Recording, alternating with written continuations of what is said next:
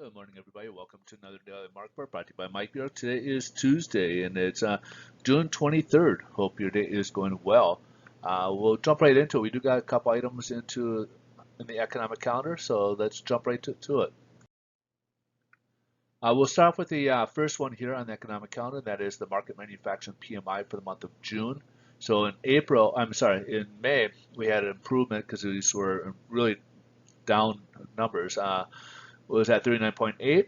Forecast is calling for improvement to 48, and it did improve to 49.6. However, anything below 50 is considered kind of a not so good area contraction or pessimistic, where anything above 50 is considered optimism or growth or stuff like that. So we're almost there in the month of June for manufacturing, according to the PMI. Now on this flip side, we got the services for the market PMI's index. So we had a 37.5, showing improvement up to 46.5, and it's slightly improved above that as well, 46.7. So overall, we're seeing some improvements, and the markets will, as you could probably attest, will enjoy these type of numbers. Last but not least, we got the new home sales for the month of May.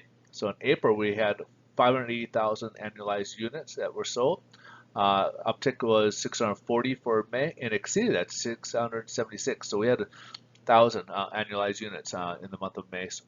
So that's a very good number here. What we're seeing, things that new home sales are improving, and the real estate's actually doing quite well. So let's go ahead and take a look ahead here at what the headline news will say. Headline news: our stocks are up, and there's a question: China phase one deal over. There was a meeting late last night on Fox News, and Peter Navarro was on there, and basically it stated that it was over, and kind of threw the market into, the futures kind of into disruption.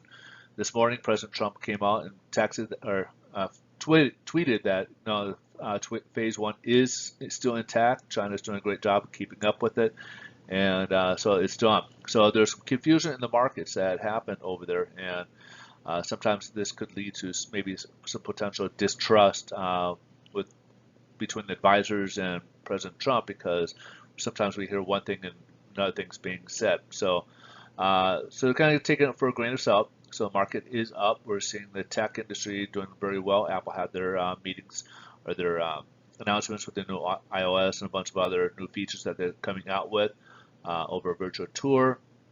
We got Dow's up as well. I mean, all three indexes are up, so looking pretty good so far today. So let's jump ahead, see how this is playing out in the bond market. MBS is up or about the same as we basically at zero. We left off. We dropped about 9 basis points yesterday and closed just above the 50-day moving average. Right now, we're just kind of hanging on that average right now. Started the day on the average, so we're just above it. This 50-day moving average line here is at 101.76, and we're currently at 101.78. So we're just above it right now. As you can see, we did try to test the 50-day or 25-day moving average. Came back a little bit. So pricing should be comparable to what we saw yesterday.